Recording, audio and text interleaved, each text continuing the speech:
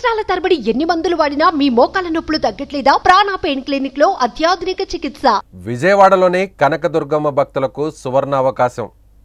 శ్రావణ మాసం సందర్భంగా విశేష పూజలు. ఈ నెల 23న ఉచిత సామూహిక వరలక్ష్మి వ్రతాలు. ఒక్కో బ్యాచ్కు 500 మందికి మాత్రమే అనుమతి. దరఖాస్తులను స్వీకరిస్తున్న ఆలయ అధికారులు. విజయవాడ ఇంద్రకీలాద్రిపై కొలువైన కనకదుర్గమ్మ భక్తులకు సువర్ణ అవకాశం. ఆగస్టు 16న వరలక్ష్మి వ్రతం సందర్భంగా అమ్మవారు వరలక్ష్మీదేవిగా అవతరించనున్నారు.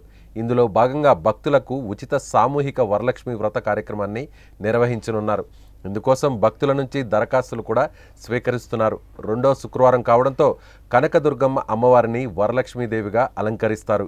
వీటితో పాటు ఈ నెల 17 నుంచి 20 వరకు పవిత్రోత్సవాలు కూడా నిర్వహించనున్నారు. ఆగస్టు 23న సామూహిక వరలక్ష్మి వ్రతాలను నిర్వహించాలని ఆలయ అధికారులు నిర్ణయం తీసుకున్నారు.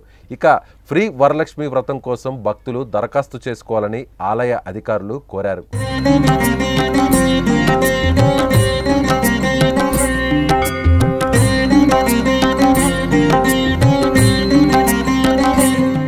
ఈ నెల 23న సామూహిక వరలక్ష్మి వ్రతాన్ని నిర్వహించనున్నారు. ఇక ఆ రోజు ఉదయం 7 గంటల నుంచి 9 గంటల వరకు ఆర్జిత సేవా టికెట్ 1500తో కొన్నవారికి వ్రతం నిర్వహిస్తారు. అనంతరం ఉదయం 10 గంటల నుంచి 11 గంటల 30 నిమిషాల వరకు తెల్ల రేషన్ కార్డు కలిగి ఉన్న వారికి ముందుగా ఫ్రీ వరలక్ష్మి వ్రతాన్ని అప్లై చేసుకున్న వారికి మాత్రమే వరలక్ష్మి వ్రతాన్ని నిర్వహిస్తారు.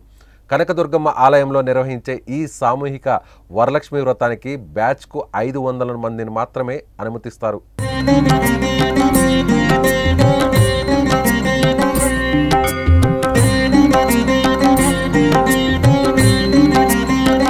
ఆగస్టు 17 నుంచి 21 వరకు ఉచిత వరలక్ష్మి వ్రతం నిర్వహించనున్నారు. ఇందులో పాల్గొనే భక్తుల కోసం దరఖాస్తులు స్వీకరిస్తామని అధికారులు పేర్కొన్నారు.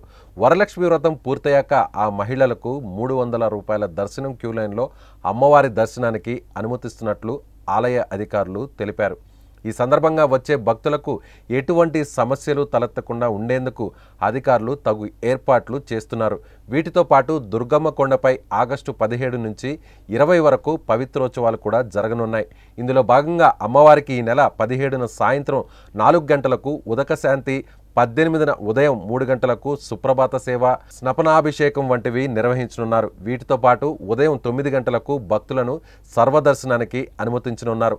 ఆగస్టు 19న మండపారాధన, మూలమంత్ర వాహనాలు, వేద పారాయణాలు, హారతి, మంత్ర పుష్పం వంటి కార్యక్రమాలు ఉంటాయి. అలాగే ఈ నెల 20న ఉదయం 10 గంటల 30 నిమిషాలకు పూర్ణాహుతి, కలశోద్వాసనతో పవిత్రోత్సవాలు ముగించనున్నారు. భక్తులు ఈ విశేష పూజా కార్యక్రమాల్లో పాల్గొనాలని ఆలయ అధికారులు తెలిపారు.